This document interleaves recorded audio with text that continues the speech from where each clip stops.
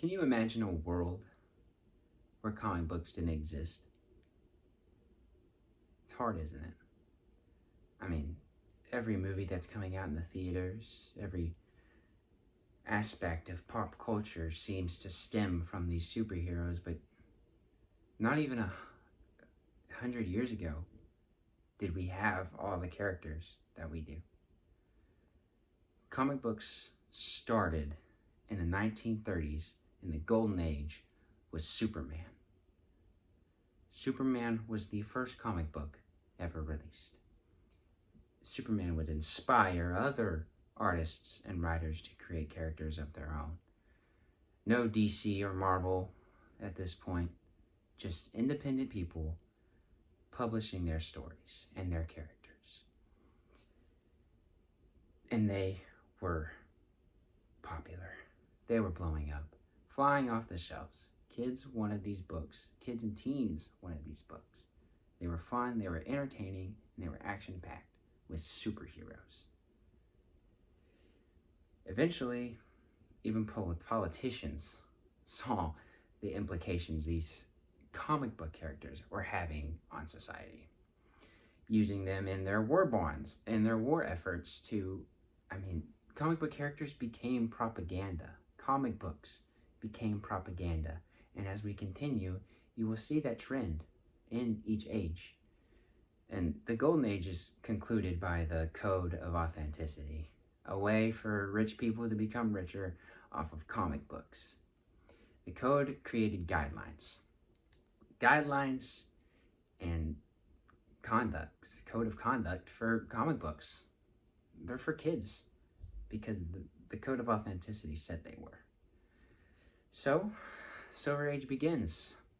Marvel is on its rise with Stan Lee and Jack Kirby creating characters like Spider-Man and Hulk and Iron Man, but they're very kid-friendly. This slowed the popularity of comic books. Of course, there was other things involved, like how the stories were no longer rooted in fiction and more rooted in real life. Like Captain America's enemies weren't made up, they were the Nazis and people we were currently fighting. The stories became too real and too kiddie. They started to die. They would try to boost their popularity with Avengers team-ups and Justice League team-ups and Marvel and DC buying characters so that they can put them with Batman and put them with Superman, but it wasn't working. Now enters the Bronze Age. The Bronze Age is an important age.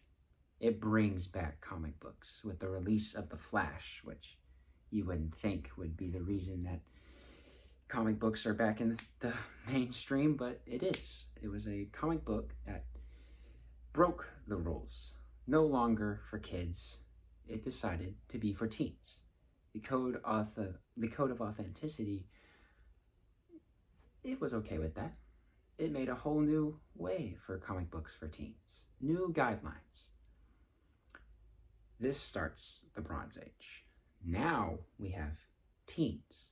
We can make comic books for teens. A little more cussing, a little more blood. It's what teenagers want. The Bronze Age is the important age because of the progressiveness that comes from it. This first time characters of color and women were being placed on the fronts of these covers. Now, don't get me wrong, of course, they were being stereotyped and over-sexualized because, we're not perfect. But that's important. It's very important, especially in today's, because we've gotten there. Over time, we have gotten there. And this era has also created the stories that really boost up these women and people of color by using grounded stories of emotion rooted in trauma and in pain. Ghost Rider and Satan and Punisher and Wolverine are all characters that stem from these eras because they're characters with evil or dark roots. They're heroes who didn't stem from good faith, they stem from evil, but they're still good. You get anti-heroes and dark stories like Gwen Stacy, Spider-Man's girlfriend, dies. Characters died now, and they would stay dead for a little bit. Of course, it's comic books, so everybody comes back, but real emotions were being felt from these characters. And most importantly, the code of authenticity failed. It fell through. No longer were comic books having guidelines, having rules that they had to oblige by so that they could sell to kids and sell to teenagers. Spawn and Hellboy, two unique, no connection to DC or Marvel characters, they didn't use the code of authenticity. Their characters were demons from hell. They were pretty raunchy characters, and they wanted them to be that way. This very much sets up our current age.